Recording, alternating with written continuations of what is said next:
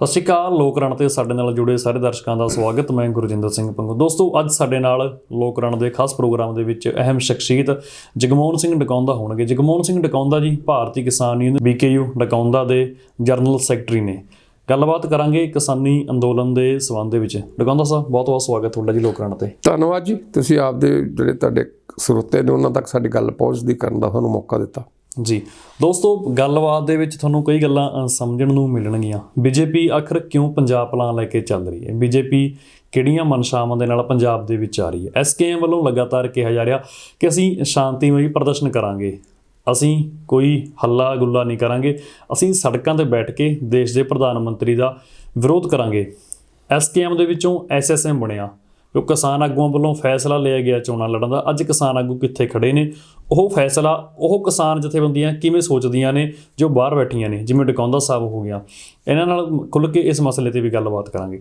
ਉਸ ਤੋਂ ਬਾਅਦ ਜਦੋਂ ਕਿਸਾਨ ਦਿੱਲੀ ਗਏ ਸੀ, ਦਿੱਲੀ ਪਹੁੰਚੇ ਸੀ, ਜਦੋਂ 26-27 ਦੀ ਉਹ ਦਿਨ ਸੀ, ਰਾਤ ਸੀ, ਉਦੋਂ ਕੀ ਸੀ ਮਾਨਸਿਕ ਪਰੇਸ਼ਾਨੀਆਂ, ਕੀ ਸੀ, ਕੀ ਸੋਚਦੇ ਸੀ ਕਿ ਇਸ ਅੰਦੋਲਨ ਨੂੰ ਅਸੀਂ ਅੱਗੇ ਕਿਵੇਂ ਲੈ ਕੇ ਜਾਵਾਂਗੇ? ਬਲਵੀਰ ਸਿੰਘ ਰਾਜੇਵਾਲ ਜੇਕਰ ਪੰਜਾਬ ਦੇ ਮੁੱਖ ਮੰਤਰੀ ਬਣਦੇ ਨੇ ਤਾਂ ਪੰਜਾਬ ਦਾ ਭਲਾ ਕਿਵੇਂ ਕਰਨਗੇ? ਤਮਾਮ ਖੁੱਲ੍ਹ ਕੇ ਗੱਲਾਂ ਬਾਤਾਂ ਜ਼ਰੂਰ ਕਰਾਂਗੇ।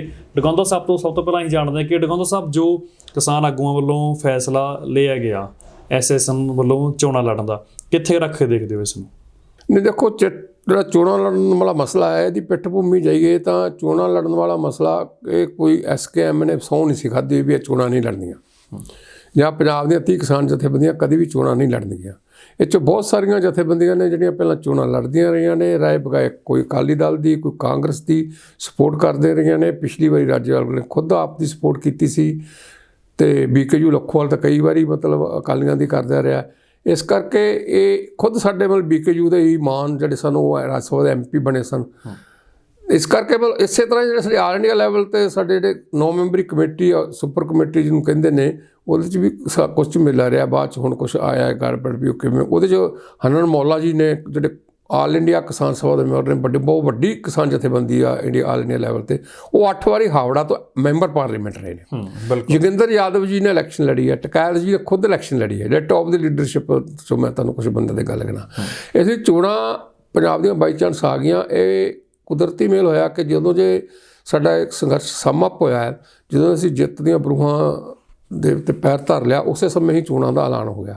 ਤਾਂ ਉਹ ਇੱਕ ਸੁਭਾਵਿਕ ਸੀ ਕਿ ਜਿਹੜੇ ਬੰਦੇ ਚੋਣਾਂ ਦੇ ਵਿੱਚੋਂ ਭਾਲਦੇ ਨੇ ਕਿ ਚੋਣਾਂ ਦੇ ਰਾਹੀਂ ਕੁਛ ਨਾ ਕੁਛ ਮਿਲ ਸਕਦਾ ਹੈ, ਚੋਣਾਂ ਦੇ ਰਾਹੀਂ ਕਿਸਾਨਾਂ ਦੀ ਗੱਲ ਕਰ ਸਕਦੇ ਹਾਂ, ਜਾਂ ਉਹਨਾਂ ਦੀਆਂ ਇੱਛਾਵਾਂ ਨੇ ਵੀ ਅਸੀਂ MLA ਬਣੀਏ, ਪਰਸਨਲ ਇੱਛਾ ਵੀ ਹੋ ਸਕਦੀ ਹੈ ਕਿਸੇ ਦੀ। ਇਹ ਤਾਂ ਅਗਲੇ ਦਾ ਜਮਹੂਰੀ ਹੱਕ ਹੈ ਨਾ, ਵੀ ਕੋਈ ਬੰਦਾ ਕੀ ਕਰਨਾ ਚਾਹੁੰਦਾ, ਕੀ ਨਹੀਂ ਕਰਨਾ ਚਾਹੁੰਦਾ, ਗੈਰ ਕਾਨੂੰਨੀ ਨਾ ਕਰੇ, ਭ੍ਰਿਸ਼ਟਾਚਾਰ ਨਾ ਕਰੇ, ਇਹੀ ਅਸੀਂ ਉਹਨੂੰ ਕਹਿ ਸਕਦੇ ਹਾਂ।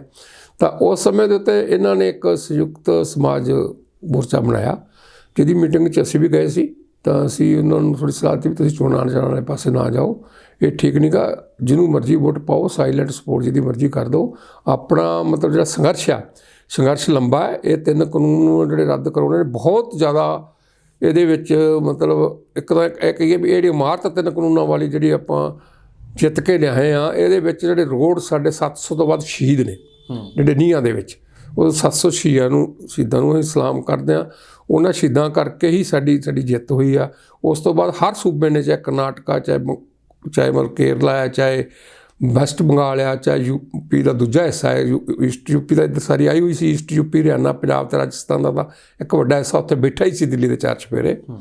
ਤਾਂ ਉਹਦੇ ਸਾਨੂੰ ਇਹ ਲੱਗਦਾ ਸੀ ਵੀ ਦੂਜੇ ਸੂਬਿਆਂ 'ਚ ਕੀ ਸਥਿਤੀ ਆ, ਕਿਵੇਂ ਆ। ਉਹਨਾਂ ਦੀਆਂ ਬਹੁਤ ਸਾਰੀਆਂ ਮੰਗਾਂ ਨੇ, ਖਾਸ ਤੌਰ 'ਤੇ ਜਿਹੜਾ ਮਤਲਬ ਇਹ 3 ਕਾਨੂੰਨ ਸਨ, ਇਹ 3 ਕਾਨੂੰਨ ਖਤਮ ਹੋਣੇ ਚਾਹੀਦੇ ਨੇ। ਇਹ ਵਾਕਿਆ ਹੀ ਐਗਰੀਕਲਚਰ ਸੈਕਟਰ ਦੇ ਵਿੱਚ ਨਾਲ ਕੋਈ ਵੀ ਡਾਇਰੈਕਟ ਜਾਂ ਇਨਡਾਇਰੈਕਟ ਜਿਹੜਾ, ਚਾਹੇ ਕੋਈ ਫੂਡ ਏਜੰਸੀ ਆ, ਚਾਹੇ ਕੋਈ ਕਿਸਾਨ ਆ, ਚਾਹੇ ਕੋਈ ਖੇਤ ਮਜ਼ਦੂਰ ਆ, ਚਾਹੇ ਖੇਤੀ ਖੇਤਰ ਨਾਲ ਸੰਬੰਧਿਤ ਸੰਦ ਬਣਾਉਣ ਵਾਲੀ ਕੋਈ ਦੁਕਾਨ ਆ, ਉਹ ਹਰੇਕ 'ਤੇ ਇਫੈਕਟ ਪੈਣਾ ਸੀ ਇਹਨਾਂ 3 ਕਾਨੂੰਨਾਂ ਦੇ। ਵੱਡੀ ਜਿੱਤ ਹੋਈ ਆ ਸਾਡੇ ਜਿੱਤਣ ਦੇ ਨਾਲ, ਅਤੇ ਆਪਾਂ ਆਪਣੀ ਏਕਤਾ ਬਣਾ ਕੇ ਰੱਖੀ ਇਹਦੇ 'ਚ, ਕਿਉਂਕਿ 5-7 ਜਥੇਬੰਦੀਆਂ ਨੇ ਪਹਿਲਾਂ ਹੀ ਕਹਿਤਾ ਸੀ ਵੀ ਅਸੀਂ ਚੋਣਾਂ ਜਾਣਾ ਨਹੀਂ। ਜਿਵੇਂ ਹੁਣ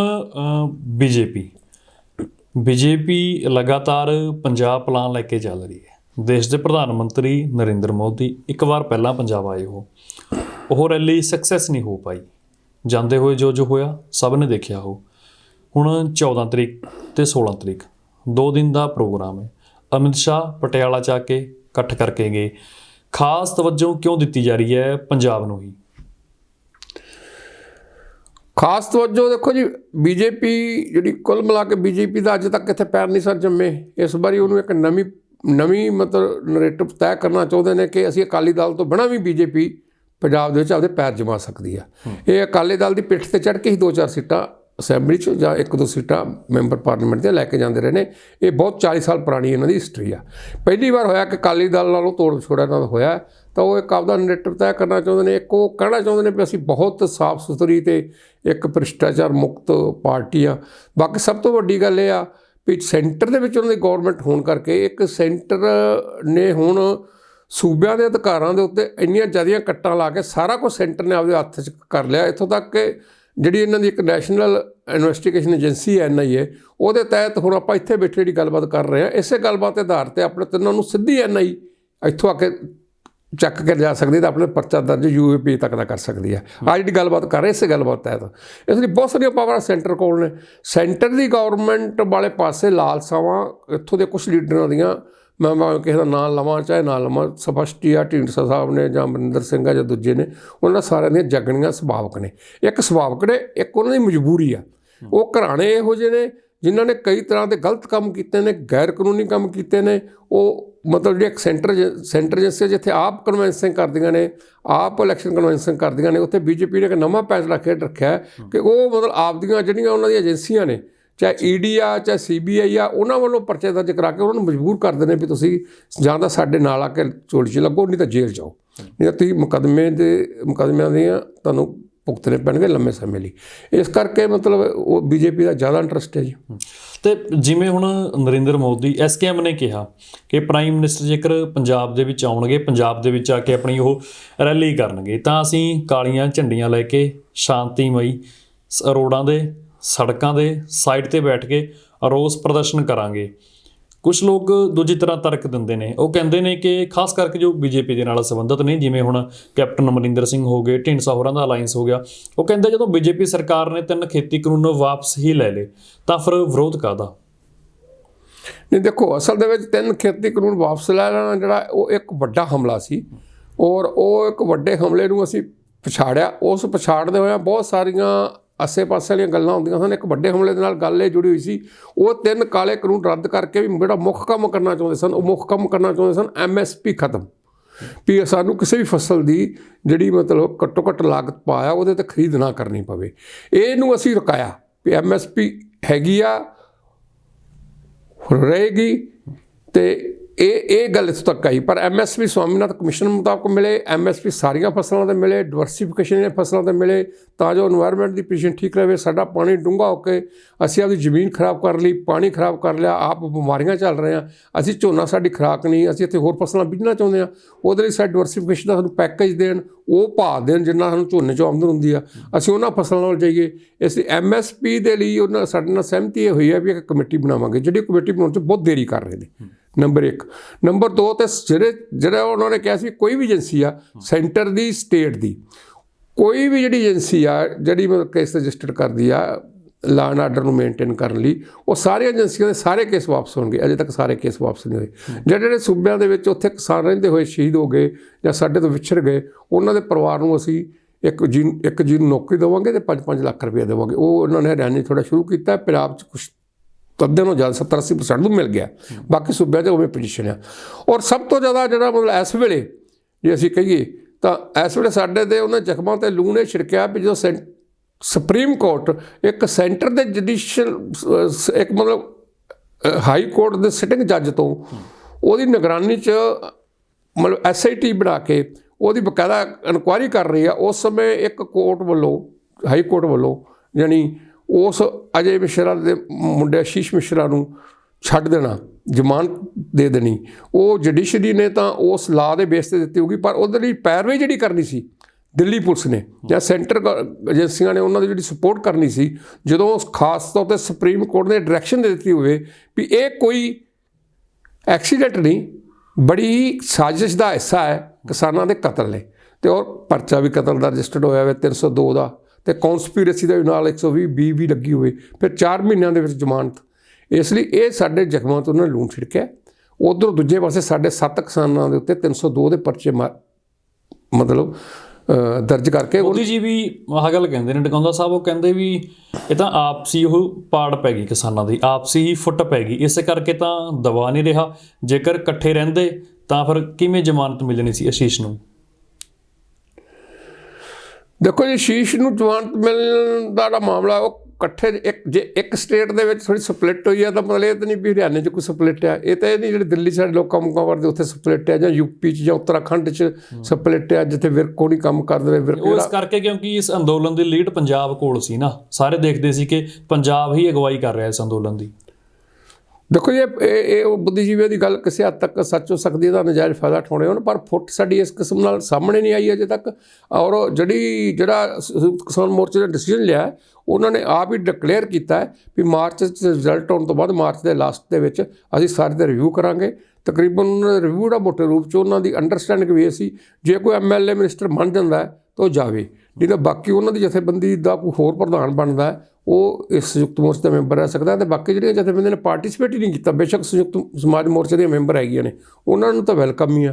ਜਿਵੇਂ ਅਸੀਂ ਤਾਂ ਉਹਨਾਂ ਦੀ ਸਾਇਲੈਂਟ ਸਪੋਰਟ ਵੀ ਨਹੀਂ ਕਰ ਰਹੇ, ਸਾਨੂੰ ਤਾਂ ਵੈਲਕਮ ਹੀ ਉੱਥੇ। ਇਸ ਲਈ ਜਿਹੜੀ ਫੁੱਟ ਹੈ, ਇਸ ਫੁੱਟ ਦਾ ਮਾੜਾ ਅਸਰ ਨਾ ਜਾਵੇ, ਇਹ ਸਾਡੀਆਂ ਕੋਸ਼ਿਸ਼ਾਂ ਨੇ, ਇਹ ਕੋਸ਼ਿਸ਼ਾਂ ਹੀ ਜਟਾਵਾਂਗੇ। ਔਰ ਬਹੁਤ ਵਾਰੀ ਅਸੀਂ ਉੱਥੇ ਦੇਖਿਆ, 1 ਸਾਲ ਤੋਂ ਵੱਧ ਸਮਾਂ ਰਹਿ ਕੇ ਤਕਰੀਬਨ ਸਾਰੀਆਂ ਕਮੇਟੀਆਂ ਦਾ ਮੈਂ ਮੈਂਬਰ ਸੀ, ਕਈ ਵਾਰੀ ਅਸੀਂ 32 ਦੇ ਵਿੱਚ 17 ਤੇ 15 ਦੇ ਨਾਲ ਵੀ ਫੈਸਲੇ ਕੀਤੇ ਨੇ। ਇੱਕ ਪੱਕਾ ਹੀ ਫੈਸਲਾ ਜਿਹੜਾ ਅਖਬਾਰਾਂ 'ਚ ਵੀ ਆ ਗਿਆ ਸੀ, ਪੀਡੀਏ 'ਚ ਵੀ ਆ ਗਿਆ ਸੀ, ਇੱਕ ਵੇਲੇ 17 ਜਥੇਬੰਦੀਆਂ ਸਨ, ਇੱਕ ਵੇਲੇ 15। ਪਰ ਜਿਹੜੀਆਂ 15 ਜਥੇਬੰਦੀਆਂ ਸਨ, ਉਹਨਾਂ ਨੇ ਉਹਨਾਂ 17 ਮੈਜੋਰਟੀ ਦਾ ਸਨਮਾਨ ਕੀਤਾ ਵੀ ਠੀਕ ਹੈ, ਤੁਸੀਂ ਵੱਧ ਜੇ, ਤੁਹਾਡੀ ਗੱਲ ਲਾਗੂ ਕਰਾਂਗੇ। ਇਸ ਲਈ ਜੇ ਇਹ ਤਰੀਕਾ, ਇਹ ਤੌਰ ਤਰੀਕਾ ਹੋਵੇ, ਇਹ ਢੰਗ ਹੋਵੇ ਸਿੱਖਣ ਸਿਖਾਉਣ ਦਾ, ਜੇ ਤੁਹਾਡੀ ਗੱਲ ਤੁਸੀਂ ਆਪਦੀ ਗੱਲ ਕਹਿਤੀ, ਪਰ ਜਿਹੜੇ ਦੂਜੀ ਗੱਲ ਆ ਉਹ ਜ਼ਿਆਦਾ ਬੰਦੇ ਕਹਿਣ ਵਾਲੇ ਨੇ, ਉਹਨਾਂ ਦੀ ਮੰਨ ਕੇ ਤੁਸੀਂ ਅੱਗੇ ਚੱਲੋ ਤਾਂ ਹਮੇਸ਼ਾ ਹੀ ਜਿਹੜੀ ਆ ਤੁਹਾਡੀ ਏਕਤਾ ਵੀ ਕਾਇਮ ਰਹਿੰਦੀ ਆ ਅਤੇ ਜਿੱਤ ਵੀ ਤੁਹਾਡੇ ਪੈਰ ਚੁੰਮਦੀ ਆ। ਜਗਮੋਹਨ ਜੀ, ਕੀ ਤੁਹਾਨੂੰ ਲੱਗਦਾ BJP ਫਸਲਾਂ 'ਤੇ MSP ਲੀਗਲ ਕਰ ਦੂਗੀ? ਦੇਖੋ ਜੀ, BJP ਲੀਗਲ ਕਰ ਦੂਗੀ ਬਹੁਤ ਮੁਸ਼ਕਲ, ਇਹਦੇ ਲਈ ਇੱਕ ਲੰਬੇ ਸੰਘਰਸ਼ ਦੀ ਲੋੜ ਪਊਗੀ। ਜੇਕਰ ਤੁਹਾਨੂੰ ਲੱਗਦਾ ਕਿ ਨਾਮੁਮਕਿਨ ਹੈ, ਮੁਸ਼ਕਲ ਰਹੂਗਾ, BJP ਕਰ ਨਹੀਂ ਪਾਊਗੀ, ਤਾਂ ਫਿਰ ਕਿਸਾਨ ਆਗੂ ਕੀ ਕਰਨਗੇ? ਕਿਸਾਨ ਜਥੇਬੰਦੀਆਂ ਦਾ ਅਗਲਾ ਪੜਾਅ ਕੀ ਹੋਊਗਾ? ਕਿਸਾਨ ਜਥੇਬੰਦੀਆਂ ਨੂੰ ਦੂਸਰੀ ਲੜਾਈ ਲੜਨ ਤੋਂ ਬਿਨਾਂ ਹੋਰ ਕੋਈ ਚਾਰਾ ਨਹੀਂ। ਜੇ ਉਹ ਸੱਚੀ ਕਿਸਾਨਾਂ ਨੂੰ ਨੁਮਾਇੰਦਗੀ ਕਰਦੇ ਨੇ ਔਰ ਉਹਨਾਂ ਦੀ ਇਹ ਮਜਬੂਰੀ ਆ, ਅਨਸਰ ਦੀ ਲੋੜ ਆ MSP ਲੈਣਾ ਔਰ ਹਰ ਫਸਲ 'ਤੇ ਲੈਣਾ, ਔਰ ਉਹ ਸਾਰੀ ਫਸਲ ਵਿਕਣੀ, ਇਹ ਔਰ ਡਿਵਰਸੀਫਿਕੇਸ਼ਨ ਹੋਣੀ ਬੜੀ ਇੰਪੋਰਟੈਂਟ ਗੱਲ ਆ। ਕਿ ਜਿਵੇਂ ਹੁਣ ਅੰਦੋਲਨ ਦਾ ਮੁੱਢ ਵੱਜਿਆ ਹੋਇਆ ਸੀ, ਦਿੱਲੀ ਦੇ ਬਾਰਡਰਾਂ 'ਤੇ, ਸਾਰੇ ਬਾਰਡਰਾਂ 'ਤੇ ਕਿਸਾਨ ਡਟੇ ਬੈਠੇ ਸੀ, ਕਿ ਇਸੇ ਪ੍ਰਭਾਵ ਦੇ ਨਾਲ, ਇਸੇ ਦਬਾਅ ਦੇ ਨਾਲ MSP ਲਾਗੂ ਨਹੀਂ ਕਰਾਈ ਜਾ ਸਕਦੀ ਸੀ? ਦੇਖੋ, ਉਹ MSP ਲਾਗੂ ਕਰਾਉਣ ਦੇ ਮਾਮਲੇ ਦੇ ਵਿੱਚ ਉਹ ਇਹ ਗੱਲ ਕਹਿੰਦੇ ਸਨ, ਅਸੀਂ MSP ਨੂੰ ਲੀਗਲਾਈਜ਼ ਕਰਾਂਗੇ, ਇਹਦੇ ਲਈ ਕਮੇਟੀ ਬਣਾਵਾਂਗੇ। MSP ਕੋ ਸੈਂਕੜੇ ਫਸਲਾਂ ਹੁੰਦੀਆਂ ਨੇ ਇੰਡੀਆ ਦੇ ਵਿੱਚ, ਹਰੇਕ ਦੀ ਜਿਹੜੀ ਕੋਸਟ ਪ੍ਰਾਈਸ ਆ, ਜਿਹੜੀ ਮਤਲਬ ਉੱਤਰਾਖੰਡ ਦੇ ਵਿੱਚ ਕੋਸਟ ਪ੍ਰਾਈਸ ਹੈ ਝੋਨੇ ਦੀ, ਉਹ ਪੰਜਾਬ 'ਚ ਨਹੀਂ ਗਈ। ਜਿਹੜੀ ਪੰਜਾਬ 'ਚ ਆ ਉਹ ਮਤਲਬ ਆਂਧਰਾ ਪ੍ਰਦੇਸ਼ 'ਚ ਨਹੀਂ। ਉੱਥੇ ਕੋਸਟ ਪ੍ਰਾਈਸ ਕੀ ਆ, ਕਿਸ ਪ੍ਰੋਸੈਸ ਨਾਲ ਹੁੰਦੀ ਆ, ਉੱਥੇ ਝੋਨੇ ਦੀ ਕੀਮਤ ਕੀ ਦੇਣੀ ਹੈ, ਕਿੱਥੇ ਸੋਇਆਬੀਨ ਹੁੰਦੀ ਹੈ, ਜਿਵੇਂ ਆਪਣੇ ਇੱਥੇ ਸੋਇਆਬੀਨ ਨਹੀਂ ਹੁੰਦੀ, ਕਿੱਥੇ ਕਿਹੜੀ ਫਸਲ ਹੁੰਦੀ ਹੈ। ਇਹਦੇ ਲਈ ਕਮੇਟੀ ਬਣਾਉਣੀ ਬਹੁਤ ਜ਼ਰੂਰੀ ਸੀ, ਜਿਸ ਲਈ ਉਹਨਾਂ ਨੂੰ ਕਹਿ ਦਿੱਤਾ ਸੀ ਅਸੀਂ ਤੁਹਾਡੇ ਮੈਂਬਰ ਲਵਾਂਗੇ ਉਹਦੇ 'ਚ ਬਕਾਇਦਾ ਬਰਾਬਰ, ਔਰ ਉਹ ਜੋ ਫੈਸਲਾ ਕਰੇਗੀ ਉਹ ਸਭ ਲਾਗੂ ਹੋਊਗਾ। ਪਰ ਉਹ ਕਮੇਟੀ ਬਣਾਉਣ 'ਚ ਦੇਰੀ ਕਰ ਰਹੇ ਨੇ ਅਜੇ, ਕਿ ਉਹਨਾਂ ਦਾ ਸਿੱਧੇ ਰੂਪ 'ਚ ਮੈਸੇਜ ਇਹ ਆਇਆ ਔਰ ਉਹਨਾਂ ਨੇ ਲੋਕ ਸਭਾ 'ਚ ਵੀ ਵਿਸ਼ਵਾਸ ਦਿਵਾਇਆ ਵੀ ਵਿਧਾਨ ਸਭਾ ਦੀਆਂ ਚੋਣਾਂ ਤੋਂ ਬਾਅਦ ਕਮੇਟੀ ਬਣੂਗੀ। ਸਾਨੂੰ ਵੀ ਕਿਹਾ ਵੀ ਮੈਂਬਰਾਂ ਦੀ ਲਿਸਟ ਭੇਜੋ, ਅਤੇ ਸਾਨੂੰ ਲੱਗਦਾ ਵੀ ਪ੍ਰੋਸੈਸ ਅੱਗੇ ਚੱਲੇਗਾ। ਜੇ ਵਿੱਚ ਢਿੱਕਾ ਲੱਗੇਗਾ ਸੰਘਰਸ਼ ਤੋਂ ਬਿਨਾਂ ਹੋਰ ਕੋਈ ਰਸਤਾ ਨਹੀਂ। ਉਸ ਸੰਘਰਸ਼ ਲਈ ਸਾਨੂੰ ਤਿਆਰ ਰਹਿਣਾ ਚਾਹੀਦਾ, ਅਸੀਂ ਤਿਆਰ ਵੀ ਹਾਂ। ਕਹਿੰਦੇ BJP ਵਾਲਾ ਕੁਛ ਦੇ ਸਕਦੀ ਹੈ ਪੰਜਾਬ ਨੂੰ, ਲੱਖਾਂ ਕਰੋੜਾਂ ਪੈਕੇਜ ਦੀ ਗੱਲ ਚੱਲਦੀ ਆ, ਅਮਿਤ ਸ਼ਾਹ ਪੰਜਾਬ ਆਉਂਦੇ ਨੇ, ਨਰਿੰਦਰ ਮੋਦੀ ਪੰਜਾਬ ਆਉਣਗੇ, ਕੀ ਲੱਗਦਾ ਦੇ ਸਕਦੀ ਹੈ ਕੁਛ? ਦੇਖੋ ਜੀ, ਸੁਭਾਵਿਕ ਤੌਰ 'ਤੇ ਆ, ਜੇ ਕੋਈ ਸਟੇਟ ਗੌਰਮੈਂਟ ਜਿਹੜੀ ਆ ਉਹਦੀ ਸੈਂਟਰ ਗੌਰਮੈਂਟ ਦੇ ਨਾਲ ਅਲਾਈ ਹੋਊਗੀ ਤਾਂ ਉਸ ਗੌਰਮੈਂਟ ਨੂੰ ਤਾਂ ਉਹਦਾ ਬੈਨੀਫਿਟ ਹੋਊਗਾ ਹੀ ਹੋਊਗਾ, ਇਹ 'ਚ ਕੋਈ ਰੌਲਾ ਨਹੀਂਗਾ। ਪਰ ਇਹ ਗੱਲ ਜਿਹੜੀ ਆ, ਇਹ ਗੱਲ ਮਤਲਬ ਸਟੇਟ ਦੇ ਅਧਿਕਾਰਾਂ ਨੂੰ ਕਰਬ ਕਰਕੇ ਸੈਂਟਰ ਮਤਲਬ ਬਹੁਤ ਹੈਂਕੜਬਾਜ਼ ਨਾ ਕਰ ਰਿਹਾ। ਮੈਂ ਅੱਜ ਦੇ ਅਮਿਤ ਸ਼ਾਹ ਦੇ ਭਾਸ਼ਣ ਦੀ ਵੀ ਜੇ ਗੱਲ ਕਰਾਂ ਤਾਂ ਉਹਦੇ ਵਿੱਚੋਂ ਇਸ ਗੱਲ ਦੀ ਬਦਬੂ ਆਉਂਦੀ ਸੀ ਵੀ ਜੇ ਤਾਂ ਤੁਸੀਂ ਸਾਡੀ ਸਰਕਾਰ ਬਣਾਓਗੇ ਅਤੇ ਤਾਂ ਅਸੀਂ ਤੁਹਾਨੂੰ ਆਹ ਕੁਛ ਦੇ ਦਾਂਗੇ, ਅਦਰਵਾਈਜ਼ ਪੰਜਾਬੀ ਨਹੀਂ ਗੇ। ਸਰਕਾਰ ਤਾਂ ਜਿਹੜੀ ਬਣਾਉਣੀ ਆ ਇੱਕ ਜਮਹੂਰੀ ਢੰਗ ਨਾਲ ਬਣਾਉਣੀ ਆ, ਉਸ ਜਮਹੂਰੀ ਢੰਗ ਨਾਲ ਜਿਹੜਾ ਜਮਹੂਰੀ ਢੰਗ ਉਹ ਲਾਗੂ ਕਰਵਾ ਰਹੇ ਨੇ ਉਹ ਹੋਮ ਮਿਨਿਸਟਰ ਆ। ਕਿਸੇ ਦੀ ਬਣ ਜੇ, ਆਪ ਦੀ ਬਣ ਜੇ, ਕਾਂਗਰਸ ਦੀ ਬਣ ਜੇ, BSP ਅਕਾਲੀ ਦਲ ਦੀ ਬਣ ਜੇ, ਇਹਨਾਂ ਨੂੰ ਜੇ ਇਹਨਾਂ ਨੂੰ ਲੱਗਦਾ ਵੀ ਪੰਜਾਬ 'ਚ ਆਹ ਚੀਜ਼ਾਂ ਲੜਿੰਦੀਆਂ ਨੇ ਤਾਂ ਉਹਨਾਂ ਨੂੰ ਉਸ ਸਰਕਾਰ ਦੇ ਰਾਹੀਂ ਆਪਦੀ ਨਿਗਰਾਨੀ ਤਹਿਤ ਖੁੱਲ੍ਹੇ ਮਨ ਨਾਲ ਸੂਬਿਆਂ ਦੀ ਅਤੇ ਸੂਬੇ ਦੇ ਲੋਕਾਂ ਦੀ ਮਦਦ ਕਰਨੀ ਚਾਹੀਦੀ ਆ। ਉਹ ਦੂਸਰੀ ਨਹੀਂ ਖੈਰ ਪਾਉਣਾ ਜਾਂ ਮਤਲਬ ਸ਼ਰਤਾਂ ਨਾਲ ਜੇ ਸਾਡੀ ਸਰਕਾਰ ਬਣਾਓਗੇ ਤਾਂ ਅਸੀਂ ਐਂ ਕਰ ਦਾਂਗੇ, ਇਹ ਗੱਲ ਨਹੀਂ। ਇਹ ਜਿਹੜਾ ਇਹ ਦੂਜੇ ਇੰਜਣ ਵਾਲਾ ਇੱਕ ਜਿਹੜਾ ਨਰੇਟਿਵ ਆਇਆ ਇਹਦੇ ਨਾਲ ਮੈਂ ਬਹੁਤ ਸਖਤ ਵਿਰੋਧ ਕਰਦਾ। ਹਮੇਸ਼ਾ ਹੀ ਸੂਬਾ ਅਤੇ ਕੇਂਦਰ ਸਰਕਾਰ ਦੋ ਇੰਜਣ ਹੀ ਹੁੰਦੇ ਨੇ। ਸੂਬਾ ਉਹਦੇ ਵਿੱਚ ਇਹ ਨਹੀਂ ਵੀ ਇੱਕੋ ਪਾਰਟੀ ਦੇ ਦੋਵੇਂ ਇੰਜਣ ਹੋਣੇ ਚਾਹੀਦੇ ਨੇ। ਉਹ ਹੋਰ ਕੰਪਨੀ ਦਾ ਇੰਜਣ ਵੀ ਹੋ ਸਕਦਾ, ਦੂਜਾ ਹੋਰ ਕੰਪਨੀ ਦਾ ਇੰਜਣ ਹੋ ਸਕਦਾ। ਦੋਨਾਂ ਇੰਜਣਾਂ ਨੂੰ ਮਿਲ ਕੇ ਹੀ ਟ੍ਰੇਨ ਚਲਾਉਣੀ ਚਾਹੀਦੀ ਹੈ। ਅਤੇ ਤੁਸੀਂ SSM ਦਾ ਪਾਰਟ ਨਹੀਂ ਬਣੇ, ਉਹ SSM ਜੋ ਇਲੈਕਸ਼ਨ ਲੜ ਰਿਹਾ, ਹਾਂਜੀ, ਤੁਹਾਡੀ ਨਹੀਂ ਤਮੰਨਾ ਕਿ MLA ਬਣ ਜਾਈਏ? ਨਹੀਂ, ਸਾਡੀ ਕੋਈ ਇਸ ਕਦੀ ਤਮੰਨਾ ਨਹੀਂ, ਨਾ ਕਦੀ ਆਈ ਆ। ਪਹਿਲੀ ਗੱਲ। ਦੂਜੀ ਗੱਲ, ਅਸੀਂ ਆਪ ਜਿਹੜਾ ਸਾਡਾ ਵਿਧਾਨ ਆ, ਸਾਡੇ ਵਿਧਾਨ ਦੇ ਵਿੱਚ ਇਹ ਬਕਾਇਦਾ ਲਿਖਿਆ ਹੋਇਆ ਹੈ ਵੀ ਜੇ ਕਿਸੇ ਬੰਦੇ ਨੇ ਪਾਰਲੀਮੈਂਟੀ ਚੋਣਾਂ ਯਾਨੀ ਵਿਧਾਨ ਸਭਾ ਦੇ ਪਾਰਲੀਮੈਂਟ ਚੋਣਾਂ ਜਾਂ ਇਵਨ ਪੰਚਾਇਤ ਦੀਆਂ ਚੋਣਾਂ ਦੇ ਵਿੱਚ ਵੀ ਪਾਰਟੀਸਪੇਟ ਕਰਨਾ ਹੈ ਤਾਂ ਉਹ ਬਲਾਕ ਦਾ ਜੇ ਅਹੁਦੇਦਾਰ ਹੈ ਜਾਂ ਬਲਾਕ ਤੋਂ ਉੱਪਰ ਦਾ ਅਹੁਦੇਦਾਰ ਆ ਤਾਂ ਉਹਨੂੰ ਆਪਦੇ ਅਹੁਦੇ ਤੋਂ ਪ੍ਰਾਇਮਰੀ ਮੈਂਬਰਸ਼ਿਪ ਤੋਂ ਅਸਤੀਫਾ ਦੇਣਾ ਪਊਗਾ, ਤਾਂ ਹੀ ਕਿਸੇ ਦੀ ਸਪੋਰਟ ਕਰ ਸਕਦਾ ਹੈ ਜਾਂ ਆਪ ਇਲੈਕਸ਼ਨ ਲੜ ਸਕਦਾ। ਅਸੀਂ ਸਾਡੀ ਰਿਕਰੂਟਮੈਂਟ, ਸਾਡੀ ਭਰਤੀ ਵੇਲੇ ਇਹ ਆ ਵੀ ਇਹ ਸਿਰਫ ਅਤੇ ਸਿਰਫ ਕਿਸਾਨੀ ਸੰਘਰਸ਼ ਜਾਂ ਇਹਦੇ ਸਹਾਇਕ ਧੰਦਿਆਂ ਵਾਲੇ ਲੋਕਾਂ ਦੀ ਸੰਘਰਸ਼ ਦੀ ਕਿਸੇ ਦੀ ਹਮਾਇਤ ਕਰ ਸਕਦੇ ਹਾਂ ਜਾਂ ਸਿੱਧੇ ਕਿਸਾਨਾਂ ਲਈ ਸੰਘਰਸ਼ ਲੜ ਸਕਦੇ ਹਾਂ। ਇਸ ਤੋਂ ਬਿਨਾਂ ਹੋਰ ਕੋਈ ਇਲੈਕਸ਼ਨਾਂ ਵਾਲੇ ਕੰਮ 'ਚ ਨਹੀਂ। ਜਦੋਂ ਕਿ ਸਾਡਾ ਜਿਹੜਾ ਮੈਂਬਰ ਆ ਉਹਨੂੰ ਖੁੱਲ੍ਹੀ ਛਿੱਟੀ ਆ, ਉਹ ਜਿਹਨੂੰ ਮਰਜ਼ੀ ਵੋਟ ਪਾਵੇ, ਚਾਹੇ ਕਿਸੇ ਨੂੰ ਨਾ ਪਾਵੇ। ਡਕਾਉਂਦਾ ਸਾਹਿਬ, ਸਹੀ ਗਲਤ ਦਾ ਫੈਸਲਾ ਕਰਨਾ ਕਈ ਵਾਰ ਲੋਕਾਂ ਲਈ ਔਖਾ ਹੋ ਜਾਂਦਾ। ਹੁਣ ਕਿਸਾਨਾਂ ਨੂੰ, ਖੇਤ ਮਜ਼ਦੂਰਾਂ ਨੂੰ ਐਂ ਲੱਗਦਾ ਕਿ ਕਿਹੜੇ ਸਹੀ ਨੇ? ਉਹ ਕਿਸਾਨ ਸਹੀ ਨੇ ਜਿਨ੍ਹਾਂ ਨੇ ਇਲੈਕਸ਼ਨ ਲੜਨ ਦਾ ਫੈਸਲਾ ਲਿਆ, ਜਾਂ ਫਿਰ ਉਹ ਸਹੀ ਨੇ ਜਿਹੜੇ ਕਹਿ ਰਹੇ ਨੇ ਇਲੈਕਸ਼ਨ ਲੜਨ ਦਾ ਫੈਸਲਾ ਇਹਨਾਂ ਨੇ ਗਲਤ ਲਿਆ? ਦੇਖੋ, ਅਸੀਂ 30-40 ਸਾਲ ਤੋਂ ਦੇਖ ਰਹੇ ਹਾਂ ਕਿਸਾਨ ਫੈਸਲਾ ਕਰ ਲੈਂਦੇ ਨੇ, ਉਹ ਕਿਸਾਨ ਫੈਸਲਾ ਕਰ ਲੈਣ, ਇਹਦੇ 'ਚ ਤਾਂ ਕੋਈ ਸਮੱਸਿਆ ਨਹੀਂ ਗੀ। ਇਸ ਵਾਰ ਇੱਦਾਂ ਸੀ ਕਿ ਕੋਈ ਬਦਲਾਅ, ਸ਼ਾਇਦ ਭਾਵੇਂ 3 ਖੇਤੀ ਕਾਨੂੰਨ ਰੱਦ ਕਰਵਾ ਲਏ, ਪਰ ਕੋਈ ਬਦਲਾਅ ਲੱਗਦਾ ਸੀ ਕਿ ਪੋਲੀਟੀਕਲ ਤੌਰ 'ਤੇ ਵੀ ਹੋਊਗਾ। ਨਹੀਂ, ਵੇਖੋ, ਅਸੀਂ ਦੇਖਿਆ ਬਹੁਤ ਜ਼ਿਆਦਾ। ਅੰਨਾ ਹਜ਼ਾਰੇ ਦੀ ਮੂਵਮੈਂਟ ਵੇਲੇ ਵੀ ਅਸੀਂ ਉੱਥੇ ਗਏ ਦਿੱਲੀ, ਉਹਦੀ ਸਪੋਰਟ ਕਰਕੇ ਆਏ ਸੀ। BK ਡਕੌਂਦਾ ਵੱਲੋਂ ਇੱਕ ਸੋਸ਼ਲ ਮੂਵਮੈਂਟ ਸੀ, ਉਹਦੇ ਵਿੱਚ ਵੀ ਕੇਜਰੀਵਾਲ ਨਿਕਲਿਆ ਸੀ। ਤਾਂ ਸਾਨੂੰ ਲੱਗਦਾ ਸੀ ਵੀ ਆਮ ਆਦਮੀ ਪਾਰਟੀ ਜਿਹੜੀ ਹੈ ਕੁਛ ਨਾ ਕੁਛ ਬਦਲਾਅ ਕਰੂਗੀ। ਪਰ ਦਿੱਲੀ ਦੇ ਲੋਕ ਦੱਸਦੇ ਨੇ ਵੀ ਕੁਛ ਦਿਖਾਵੇ ਦੇ ਤੌਰ 'ਤੇ ਸੁਧਾਰਾਂ ਤੋਂ ਬਿਨਾਂ ਅਦਰਵਾਈਜ਼ ਕੋਈ ਪਾਲਿਸੀ ਲੈਵਲ 'ਤੇ ਕਾਰਪੋਰੇਟ ਘਰਾਣੇ ਦੇ ਵਿੱਚ ਇਸ ਵੇਲੇ ਜਿਹੜੀ ਸਭ ਤੋਂ ਵੱਡੀ ਗੱਲ ਆ, ਇਹ 3 ਕਾਨੂੰਨ ਜਿਹੜੇ ਨੇ, 3 ਕਾਨੂੰਨ ਬਾਈ ਚਾਂਸ ਸੈਂਟਰ ਗੌਰਮੈਂਟ ਨੇ ਨਹੀਂ ਬਣਾਏ। ਇਹ ਬਾਲੀ ਦੇ ਵਿੱਚ ਯਾਨੀ ਇੱਕ ਕਨਵੈਨਸ਼ਨ ਹੋਈ ਸੀ ਜਿਹਦੇ 'ਚ ਇੱਕ ਵੱਡੀ ਵਰਲਡ ਬੈਂਕ ਦੀ, ਉਹਦੇ ਵਿੱਚ ਇਹਨੇ ਸਾਈਨ ਕੀਤੇ ਨੇ ਵਿਸ਼ਵ ਵਪਾਰ ਸੰਸਥਾ ਅੱਗੇ। ਇਹ ਅਸਲ ਦੇ ਵਿੱਚ ਜਿਹੜੀਆਂ ਇੰਟਰਨੈਸ਼ਨਲ ਲੈਵਲ 'ਤੇ ਜਿਹੜੀਆਂ ਹੈਗੀਆਂ ਨੇ ਮਲਟੀਨੈਸ਼ਨਲ ਕੰਪਨੀਆਂ, ਇਹ ਸਾਰਾ ਵਪਾਰ ਜਿਹੜਾ ਮਤਲਬ ਫਸਲਾਂ ਨਾਲ ਸੰਬੰਧਿਤ ਹੈ, ਐਗਰੀਕਲਚਰ ਨਾਲ ਸੰਬੰਧਿਤ, ਉੱਤੇ ਕਬਜ਼ਾ ਕਰਨਾ ਚਾਹੁੰਦੀਆਂ ਨੇ। ਫਾਰਮਾਸਿਊਟਿਕ ਤੋਂ ਬਾਅਦ 2 ਨੰਬਰ 'ਤੇ ਵਪਾਰ ਇਹ ਆ, ਔਰ ਦੁਨੀਆ ਭਰ 'ਚ ਅੰਨ ਦੀ ਬਹੁਤ ਜ਼ਿਆਦਾ ਲੋੜ ਆ। ਅਤੇ ਥਰਡ ਵਰਲਡ ਦੇ ਕੰਟਰੀ ਨੇ ਜਿਹੜੇ ਬੰਗਲਾਦੇਸ਼, ਪਾਕਿਸਤਾਨ ਜਾਂ ਮਤਲਬ ਇੰਡੀਆ ਔਰ ਸ਼੍ਰੀਲੰਕਾ, ਉਹ 'ਚ ਸਭ ਤੋਂ ਮੋਹਰੀ ਇਹਨਾਂ ਦੇ ਅੱਗੇ ਇਸ ਵੇਲੇ ਮਤਲਬ ਜਿਹੜਾ ਦੇਸ਼ ਹੈ ਉਹ ਭਾਰਤ ਆ। ਭਾਰਤ ਦੀ ਜ਼ਮੀਨ, ਭਾਰਤ ਦੀ ਫਸਲ ਦੇ ਉੱਤੇ ਕਬਜ਼ਾ ਕਰਨਾ ਚਾਹੁੰਦਾ। ਡਕਾਉਂਦਾ ਸਾਹਿਬ, ਜੇਕਰ ਕਿਸਾਨਾਂ ਦੀ ਸਰਕਾਰ ਪੰਜਾਬ ਦੇ ਵਿੱਚ ਬਣ ਜਾਂਦੀ ਹੈ, ਬਲਬੀਰ ਸਿੰਘ ਰਾਜੇਵਾਲ ਮੁੱਖ ਮੰਤਰੀ ਬਣ ਜਾਂਦੇ ਨੇ, ਤੁਸੀਂ ਫਿਰ ਬਦਲਾਅ ਦੀ ਕਿੰਨੀ ਕੁ ਉਮੀਦ ਕਰਦੇ ਹੋ ਅਤੇ ਕਿਵੇਂ ਉਮੀਦ ਕਰਦੇ ਹੋ? ਦੇਖੋ ਜੀ, ਪਾਲਿਸੀ ਨੀਤੀਆਂ ਲੈਵਲ 'ਤੇ ਕੋਈ ਬਹੁਤ ਹੀ ਜ਼ਿਆਦਾ ਸੰਭਾਵਨਾ ਦੀ ਆਸ ਨਹੀਂ ਗੀ। ਪਹਿਲੀ ਤਾਂ ਗੱਲ ਆ ਕਿਉਂਕਿ ਸਿਰਫ 7 ਜਾਂ 8 ਕਿਸਾਨ ਜਥੇਬੰਦੀਆਂ ਦੇ ਨੁਮਾਇੰਦੇ MLA ਦੇ ਇਲੈਕਸ਼ਨ ਲੜ ਰਹੇ ਨੇ। ਬਹੁਤੇ ਲੋਕਾਂ ਦਾ ਕਿਸਾਨੀ ਨਾਲ ਕਿਸੇ ਨੂੰ ਇਹ ਪੁੱਛ ਲਓ ਸਰੋਂ ਦਾ ਬੀਜ ਕਿੰਨਾ ਪਾਈਦਾ, ਕਣਕ ਦਾ ਬੀਜ ਕਦੋਂ ਪਾਈਦਾ, ਝੋਨਾ ਕਦੋਂ ਲਾਈਦਾ, ਇਹ ਵੀ ਨਹੀਂ ਪਤਾ ਉਮੀਦਵਾਰਾਂ ਨੂੰ, ਜਿਹੜੇ ਕਿਸਾਨ ਜਥੇਬੰਦੀ ਸੰਯੁਕਤ ਕਿਸਾਨ ਸਮਾਜ ਵੱਲੋਂ ਖੜੇ ਹੋਏ ਨੇ।